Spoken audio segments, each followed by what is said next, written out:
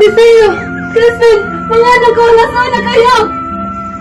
Bakit tahimik ang buong bayan? Nasaan na kayo? Kanina pa ako lumalakad mula sa kumbento, pero walang ibakas ng inyong mga paa.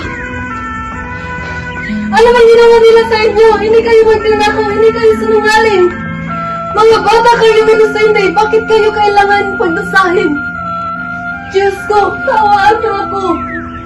Ako yun ang lamang na umasa na makita ang aking mga anak. Wala akong yaman, wala akong lakas. Ang tanging kayamanan ko lang, sinabi sa iyo at Crispin. Basayo, Crispin, ang anak ko, huwag niyo akong iwan. Huwag niyo ko hayaan mag-isa sa gabing ito. Umuwi na kayo sa piling ng inyong ina.